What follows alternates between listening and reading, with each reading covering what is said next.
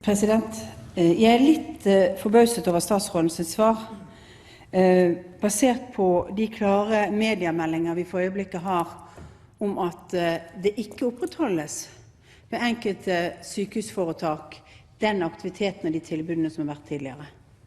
Tvert imot at det en omstrukturering og en nedlegging av tilbud, blant annet knyttet til bassengterapi, som jeg altså nevnte konkrete eksempler på systematisk mange steder.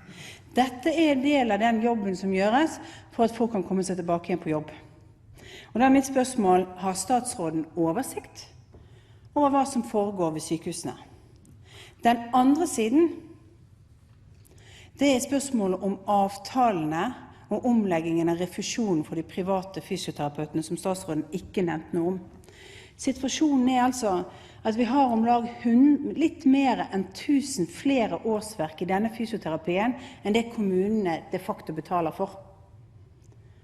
Vi har en omlegging nå, initiert av at man ønsket å spare på refusjonsordningene på trygdesiden, som kan bidra til at disse 1000 årsverkene flyttes ut av den delen av fysioterapien som det offentlige finansierer, og der hvor folk, og kanskje de som har størst behov, vil kunne komme og få hjelp, og tvert imot få to forskjellige køer. Den neste delen av denne omleggingen skal forhandles om i løpet av få måneder. Vil statsråden stoppe dette?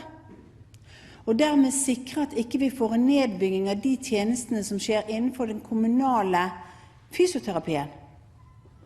For det som kan komme til å skje at vi nå enten får en nedbygging eller en veldig klar privatisering av deler av dette. Og jeg har møtt fysioterapeuter som da altså slutter i den typen praksis i det hele tatt, og går over til fullfinansiert privat praksis, fordi de usikre på om de kan for eksempel beholde bare 20% avtale og av privat praksis ved siden av. Dette et ganske kritisk resultat som vil bli synlig utover høsten, hvis man nå ikke eventuelt bestemmer seg for å stoppe videre omlegging, se disse tingene i en sammenheng, og sørge for at den usikkerheten som mange av de fysioterapeutene med avtale nå lever med, ganske raskt og klart blir avklart. Helsekomiteen får ukentlig, nesten daglig brev fra fysioterapeuter som fortvilet over denne situasjonen, og som forteller pasientene sine som blir enda mer fortvilet, at de ikke kan garantere at de tilbudene de får i dag vil være tilbud som går videre til høsten.